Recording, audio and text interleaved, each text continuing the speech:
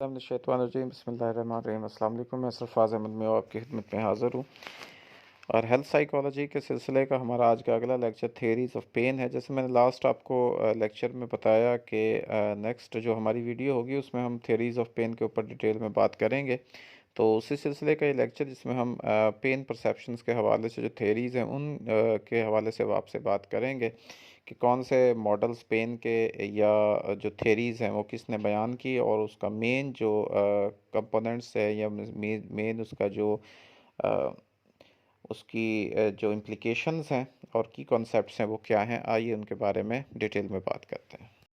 पहली हमारी जो थ्योरी है उसको गेट कंट्रोल थ्योरी कहते हैं। रोनाल्ड मेल्ज़िक और पैट्रिक वॉल ने इसको बयान किया था। इसका जो की कॉन्सेप्ट है वो है कि पेन जो परसेप्शन है वो मॉड्यूलेट होती है एक न्यूरल हमारा जो न्यूरल होती है जिसको गेट कहते हैं। स्पाइनल कॉर्ड के अंदर एक न्यूरल गेट होता है स्पाइनल कॉर्ड में, वहाँ से होती है। और जो गेट है बेसिकली वो ओपन होता है या क्लोज होता है न्यूरल एक्टिविटी के ज़रिए से, जो कि बहुत सारे सोर्सेज से हमें आ रही होती हैं, जिसमें कि सेंसरी सिग्नल्स आते हैं और डिसेंडिंग सिग्नल्स होते हैं हमारे ब्रेन से। यानी ब्रेन के जो डिसेंडिंग सिग्नल्स हैं जो कि स्पाइनल कॉर्ड की तरफ आ रहे होते हैं और जो हमारे दूसरे जो सेंसरी सिग्नल्स हमारी बॉडी से आ रहे होते हैं उनके ज़रिए से। तो इसकी इम्प्लिकेशन ये है कि ये एम्फेसाइज करती है कि रोल जो बोथ सेंसरी और साइकोलॉजिकल जो फैक्टर्स हैं पेन में उनकी मॉड्यूलेशन के हवाले से। और ये इस आइडिया को सपोर्ट करती है कि जो साइकोलॉजिकल इंटरवेंशंस होते हैं जैसे कि डिस्ट्रैक्शन है या रिलैक्सेशन है, ये हमारी पेन परसेप्शन पर इन्फ्लुएंस होती हैं जब ये गेट को मॉड्यूलेट करती हैं। तो ये भी एक उसको हमारी जो बेसिक जो हमने पहले बात की थी कि क्या कहते पेन में जो है साइकोलॉजिकल रोल क्या है, तो उसको ये सपोर्ट करती है। दूसरी थ्योरी जिसको न्यूरोमेट्रिक्स थ्योरी कहते हैं, ये रोनाल्ड मेल्ज़िक ने बयान की थी। और इन्होंने कहा था कि जो पेन है वो एक मल्टी डायमेंशनल एक्सपीरियंस है जो कि ब्रेन्स के न्यूरोमेट्रिक्स से जनरेट होता है। जो न्यूरोमेट्रिक्स है उसके अंदर न्यूरल नेटवर्क होता है जो कि कंट्रीब्यूट करता है हमारी ओवरऑल जो पेन एक्सपीरियंसेस होते हैं उनके अंदर। इसकी अगर इम्प्लीकेशन की बात करें तो ये एक्सपेंड्स करता है जो understanding of the pain beyond traditional sensory pathways, और ये जोर देता है कॉग्निटिव इमोशनल और सेंसरी कंपोनेंट्स के रोल पर कि उनका क्या किरदार है। और इसके अलावा ये रिकग्नाइज करता है इन्फ्लुएंस ऑफ पास्ट एक्सपीरियंसेस और मेमोरीज़ को पेन परसेप्शंस में, यानी जो हमारे पहले पेन के हवाले से जो हमारे एक्सपीरियंसेस बने होते हैं, मेमोरीज़ बनी होती हैं, उनका भी एक किरदार होता है। तो न्यूरोमेट्रिक्स थ्योरी जो है इस अजम्पशन को, इस चीज़ को बयान करती है। इसके बाद तीसरी हमारी जो थ्योरी है बायो सोशल मॉडल है, इसको जॉर्ज एंजल ने बयान किया था। उन्होंने कहा था कि जो बायोलॉजिकल साइकोलॉजिकल और सोशल फैक्टर्स की इंटीग्रेशन है अंडरस्टैंडिंग ऑफ पेन में और इलनेस के अंदर, ये यानी तीन इनकी है, बायोलॉजिकल साइकोलॉजिकल और सोशल बेसिकली जो है कंट्रीब्यूशन है, इनकी इंटीग्रेशन है। ये जोर देती है जो इंटरप्ले है between physical health, psychological factors और सोशल कॉन्टेक्स्ट को। ये तीनों चीज़ें मिलकर जो है हमें पेन परसेप्शन में अहम किरदार अदा करती हैं। तो ये हाईलाइट करती है एक होलिस्टिक अप्रोच को पेन मैनेजमेंट की, और इसमें हम बायोलॉजिकल साइकोलॉजिकल और सोशल एस्पेक्ट्स को जो है वो एड्रेस करते हैं इस थ्योरी के या इस मॉडल के अकॉर्डिंग। इसके बाद फियर अवॉइडेंस मॉडल है जिसको डब्ल्यू जॉन वेलियन और स्टीवन लिंटर ने बयान किया था। इसका जो की कॉन्सेप्ट है बेसिकली वो कहते हैं कि पेन रिलेटेड जो फियर होता है, यानी पेन के मुतालिक जो हमारा खौफ होता है, वो लीड करता है हमारे अवॉइडेंस बिहेवियर्स को, और ये कंट्रीब्यूट करता है डेवलपमेंट और मेंटेनेंस ऑफ क्रॉनिक पेन में। तो जो फियर ऑफ मूवमेंट है और फियर अवॉइडेंस बिलीव्स हैं, ये सेंट्रल कंपोनेंट्स होते हैं, एक कंपोनेंट्स हैं इस थ्योरी के। यानी जो फियर ऑफ मूवमेंट है जिसको कैंसियोफोबिया भी कहा जाता है, और फियर फियर अवॉइडेंस बिलीफ है, यानी हम खौफ को जितना अवॉइड करने के बारे में जो हमारा बिलीफ है, ये इस थ्योरी के कंपोनेंट्स हैं। यानी जितना हम फेयर को अवॉइड करेंगे उतना ही हमें वो कम महसूस होगा, जितना हम फेयर जो अपना खौफ है उसको पेन के हवाले से उसको जितना परसीव करेंगे उतना ही ज़्यादा हमें वो महसूस होगा।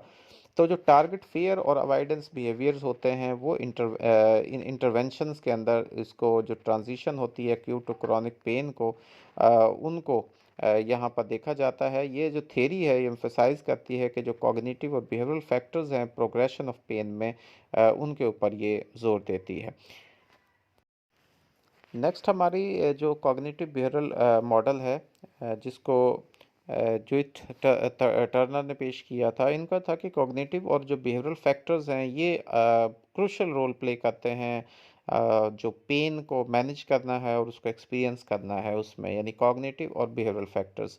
अब ये फोकस करता है किस तरह से जो हमारे थॉट्स हैं, हमारे बिलीव्स हैं, हमारे बिहेवियर है, वो इम्पेक्ट करता है पेन परसेप्शन में और कोपिंग में।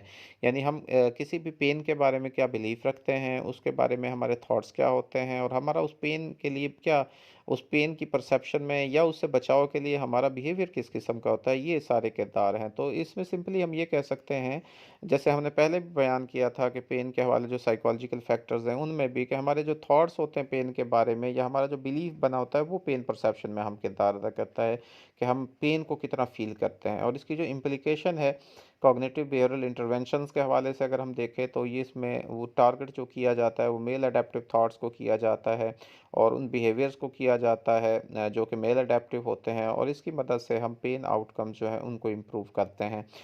इसके अलावा ये जो इम्पोर्टेंस होती है सेल्फ एफिकेसी की और कोपिंग स्ट्रेटजीज़ की, उनके ऊपर ज़्यादा जोर देता है ये जो मॉडल है हमारा। क्योंकि जो हम पेन मैनेजमेंट बनाते हैं, पेन मैनेज करने के जो उसके या इंटरवेंशंस उसको देखें तो इन्हीं मॉडल्स की बेस पर होती है। जो मॉडल जिसको हम फॉलो कर रहे होते हैं हम उसी मॉडल के तहत जो है उसकी फिर ट्रीटमेंट या उसको इंटरवेंशन दे रहे होते हैं। तो सिक्स्थ हमारा जो थ्योरी या मॉडल है उसको पेन रिलेटेड फियर मॉडल कहा जाते हैं। ये भी हमने पहले भी डिस्कस कर चुके हैं कि जो एक पेन के बारे में हमारे अंदर पहले से फियर होता है और ये एसोसिएट होता है जो पेन फियर ऑफ पेन है और जो एसोसिएटेड अवॉइडेंस है उसके साथ अवॉइडेंस बिहेवियर है, ये कंट्रीब्यूट करते हैं परसेप्शन में ऑफ क्रोनिक पेन में। और जो हमारे कैटास्ट्रोफाइजिंग ये एक कॉग्निटिव प्रोसेस जो है उसके अंदर एक मैग्निफिकेशन हो जाती है पेन रिलेटेड थ्रेट्स की, बहुत ज़्यादा हम उसे बढ़ जाता है और ये एक सेंट्रल एलिमेंट होता है जिसमें हमारे लिए वो तबाहकुन हो जाता है कि बहुत पता नहीं क्या हो जाएगा, ये पेन इतनी तकलीफ दे, हम छोटी छोटी चीज़ों को इतना ज़्यादा बढ़ा चढ़ा के पेश करने की पेश करते हैं। यानी क्योंकि हमारा उसके रिलेटेड एक फेयर होता है, हमें छोटी सी प्रॉब्लम होती है और हम उसमें इतना ज़्यादा उसका खौफ जो है वो फेयर अपने ऊपर सवार कर लेते हैं कि वो हमें ऐसे लगने लग जाती है जैसे कि बहुत बड़ी कोई तकलीफ हो रही है, बहुत बड़ा उसका है। तो ये डिपेंड करता है कि हमारा उस पेन के हवाले से फेयर कितना है, वो ही उसकी पेन परसेप्शन में अहम किरदार अदा करता है। जब हम इसकी इंटरवेंशंस के हवाले से बात करते हैं उसको, तो इसमें फोकस इसी चीज़ को किया जाता है कि हम उस पेन रिलेटेड जो फियर है ना उसको कम कर सकें और हम जो कैटेस्ट्रोफिक थिंकिंग होती है उसको मॉडिफाई कर सकें, और इसकी मदद से हम जो ओवरऑल फंक्शनिंग है उसको इम्प्रूव कर सकते हैं और क्वालिटी ऑफ लाइफ को इम्प्रूव कर सकते हैं किसी भी इंडिविजुअल को जो कि पेन की हालत में या जो पेन परसेप्शन कर रहा होता है जिसको उस हवाले से यानी वो तकलीफ होती है। इसमें जो लास्ट हमारी थ्योरी मॉडल जो इसको एक्सपेक्टेंसी मॉडल ऑफ फेयर कहते हैं, इसको पॉल रोजी ने बयान किया था। ये पेन वो कहता है कि पेन परसेप्शन जो है वो असरअंदाज होती है एक्सपेक्टेशंस के हवाले से, बिलीव्स के हवाले से और कल्चरल फैक्टर्स के। यानी पेन परसेप्शन में जो हमारी अपनी एक्सपेक्टेशंस होती हैं, हमारे बिलीव्स होते हैं, वो कल्चरल फैक्टर्स होते हैं। जैसे हम अक्सर देखते हैं कि किसी भी हम कल्चर में देखते हैं फलां को ऐसा हुआ था तो उसके उसके साथ ये तकलीफ हुई थी, उसको इतनी सी वो चारी, तो वही हमारा बिलीफ भी बन जाता है, तो वही हमारी एक्सपेक्टेंसी बन जाती है। और इसी तरह से जो उसकी जो बिलीफ उसके बारे में होता है, उस बिलीफ की वजह से हमें वो ऐसा फील होता है कि मेरे अंदर भी वो इशू हो गया है, मेरे अंदर भी, हालांकि वो ऐसा प्रॉब्लम नहीं होती लेकिन हम उस हमारा उसके बारे में एक बिलीफ बन जाता है, हमारी एक्सपेक्टेशन बन जाती है, क्योंकि उसमें वो और कल्चरल फैक्टर जो है उसमें कंट्रीब्यूट करते हैं। तो इसका जब ये हम ट्रीटमेंट के हवाले से बात करें इस मॉडल के अकॉर्डिंग, तो इसमें ये रिकग्नाइज करता है जो साइकोलॉजिकल फैक्टर्स हैं जिनमें कि कल्चरल इन्फ्लुएंसेस होते हैं, और वो बेसिकली हमारे पेन एक्सपीरियंसेस को शेप कर रहे होते हैं। और ये सिग्निफिकेंस जो कॉग्निटिव प्रोसेस होता है पेन परसेप्शन में, उसकी सिग्निफिकेंस पर जोर देता है ये वाला मॉडल। तो ये बेसिकली हमारे जो मॉडल्स हैं या जो हमने थेरीज़ बयान की हैं वो इन्हीं चीज़ों को जो है वो बयान कर रही हैं कि हम पेन की परसेप्शन किस तरह से करते हैं और कैसे हम हमारे अंदर जो है वो पेन को हम सिवियरिटी लेवल उसकी इंटेंसिटी जो है वो डिपेंड करती है। तो ये थेरीज जो है कोलैबोरेटिवली हाईलाइट करती हैं जो कम्प्लेक्सिटी होती है पेन की, पेचीदगी होती है और जो इंटरेक्शन होता है साइकोलॉजिकल सोशल कल्चरल फैक्टर्स के साथ। तो यहाँ पर जो हेल्थ साइकोलॉजिस्ट हैं वो इन्हीं थ्योरेटिकल फ्रेमवर्क्स को यूज़ करते हैं अपने रिसर्चेस को बनाने के लिए, इन्फॉर्म रिसर्च उसमें और असेसमेंट के हवाले से, इंटरवेंशन प्रिवेंशंस के हवाले से उन इंडिविजुअल्स की जो कि एक्यूट और क्रॉनिक पेन जो है वो एक्सपीरियंस कर रहे होते हैं। अब इन्हीं थेरीज़ को और मॉडल्स को हम अंडरस्टैंड करके हम एक multi dimensional nature of pain में तो हेल्थ जो प्रोफेशनल्स होते हैं वो ज़्यादा इफ़ेक्टिव स्ट्रेटजीज़ जो है पेन मैनेजमेंट और ट्रीटमेंट की जो है उनको डेवलप करते हैं। तो इसलिए ये मॉडल्स और थेरीज़ बहुत ज़रूरी हैं, इनको समझना, इनको अंडरस्टैंड करना, क्योंकि हम ये बेसिकली रिसर्च बेस्ड होते हैं और इन्हीं रिसर्च बेस्ड थेरीज़ और मॉडल्स के हवाले से ही फिर आगे तरीके इलाज जो है वो शुरू किया जाता है किसी भी पेशेंट का। तो उम्मीद है कि आपको ये लेक्चर पसंद आया होगा। अल्लाह ताला हमें हर किस्म के पेन से, हम हर किस्म की तकलीफ़ और मुसीबतों से बचाए। अल्लाह ताला हमारी ज़िंदगी में आसानियाँ नसीब फरमाए और हमें आसानियाँ तक़सीम करने की तौफ़ीक़ अता फ़रमाए। दुआ में याद रखिएगा। आपका बहुत शुक्रिया। अल्लाह हाफ़िज़।